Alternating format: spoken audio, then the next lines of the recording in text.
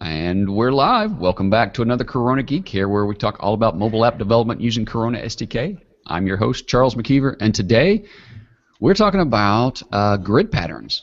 We're going to continue our conversation that we were having about creating a memory matching game, and we're also going to talk about some contractor tips. So if you're thinking about becoming an app developer, maybe contracting out your skills to someone else, we'll have some tips for you so that you can make the best out of that endeavor. Joining me on the panel today is Dr. Brian Burton down in Abilene. Hello. Brian is the author of several Corona books, so if you're looking to get started in Corona and you need some help there, go check out burtonsmediagroup.com. He's got lots of great resources for you. Also joining us is Ed Marina of roaminggamer.com. Hey. If you're looking for templates, you're looking for code, you're looking for somebody to come save your dog,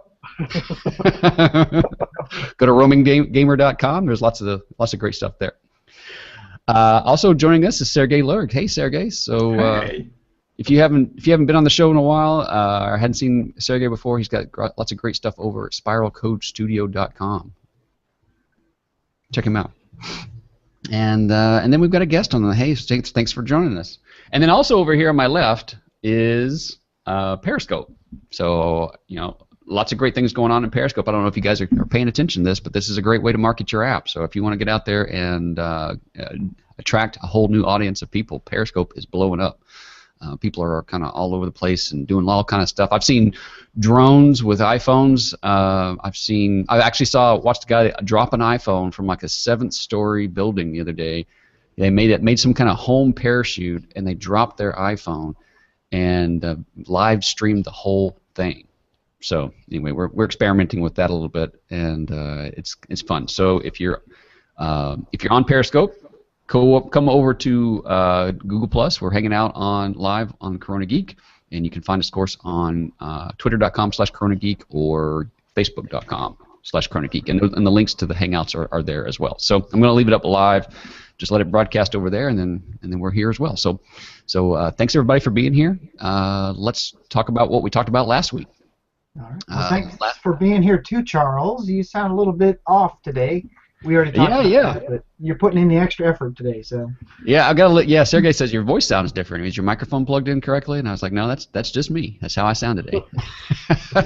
I feel a little bit. I don't know how it comes out on that end, but I feel a little bit about like a radio DJ. I've kind of got like a gravelly, bass at the end.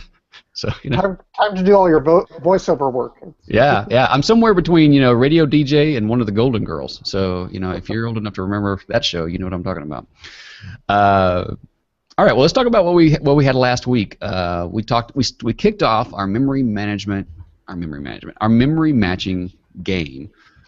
We had previously had a series on where we developed an endless runner game. We finished that up, and then last Hangout we started a brand new memory matching game series. So we're going to go through the whole process of developing a game, and we're publishing that on each of our Hangouts. So you can download. There's a link in the last week's show notes. There's a link to the code, and you can download the code and follow along with us. So we're going to be adding a piece each week to it, and so. We're also breaking the Hangouts out into clips now, so you can listen to them in 5-10 minute segments. So there's really no excuse not to go and take advantage of all of that that's there for you. We did have a few questions from the Endless Runner series, which we want to get to in just a second. So stay tuned for that. But we will be talking, more about consulting tips and things like that in a few minutes as well. So if you have any show topics that you want us to cover, check the show notes for this Hangout, and there's a link there that goes to the forum. You can leave your suggestions there. And actually, the consulting tip topic was one that was left for us. Somebody recommended that topic, and so now we're going to talk about that today. The other thing that you need to know about is that we are playing Bounce. So every month we are playing a Corona Geek game, and we're having a challenge where you play for high score, and then you post over at facebook.com/Corona Geek. You post a screenshot of your high score, and I say screenshot. It can be a picture if you have a hard time picking a screenshot on Android or something like that, or you're on a weird device. Just take a photo, go over to facebook.com/Corona Geek, upload that image, And that's all you need to do to participate in the challenge. So the end of the month, we will pick a winner, a high score winner, and that person will get a $50 gift card. So this month we're playing Bounce by Ketchup. There's a version available on iOS and Android, and you can find links to those in the show notes. So all you have to do is download those and play, and hopefully, good luck. Hopefully you'll win something. Does anybody on the panel have anything that they want to share? Any kind of community announcements or anything going on? Brian, I know you were working on some updates to your book and stuff like that. Do you have anything going on there? Everybody's on. I've got a few things. I've got a few things going on there. There will be an update to all of the Corona books that I've put out sometime later this spring, early summer, for some of the minor changes that have occurred to the Corona SDK. And I am working on some shorter, more advanced books that will handle some of the more advanced topics, such as in-app purchases and cloud computing, just some of the more advanced type of topics. Okay. Yeah, and for anyone who doesn't know, Brian didn't mention it, but I'll say it out loud, is that he continually updates these books. So if you purchase one of his books, he'll send you an email and say, hey, there's an update to the book, and you can download it usually for free.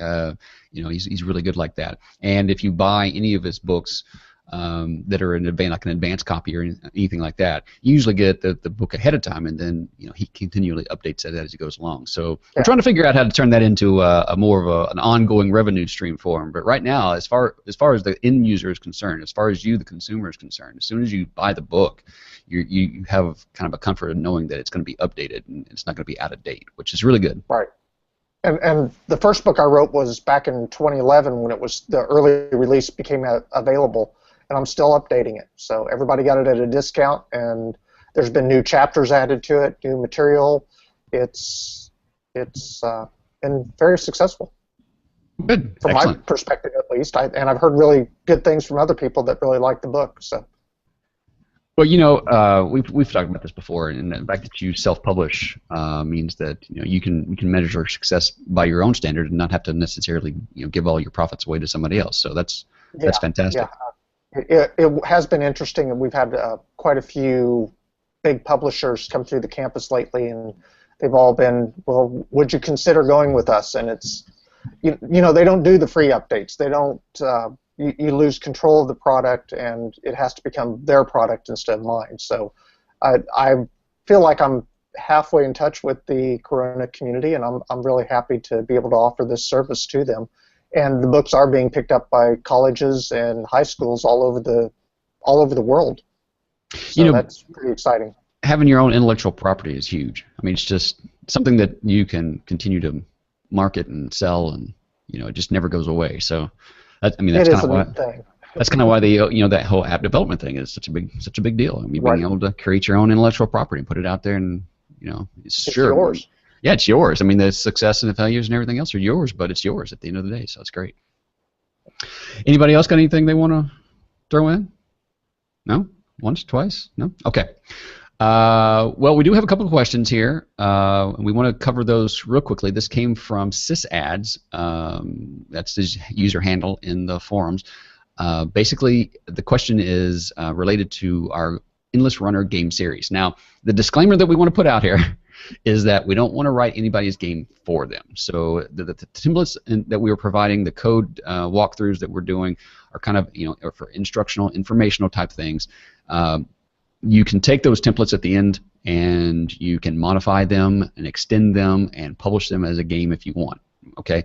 That being said, feature requests per se aren't necessarily something that we're going to do. However, these are some good questions. We do like community questions, so we thought we'd bring them here and at least have a discussion around them and point SysAds in the right direction. So if you have a question for us, you can always leave a question either in the forums or the blog post or wherever you find us. We will try to at least point you in the right direction. So here,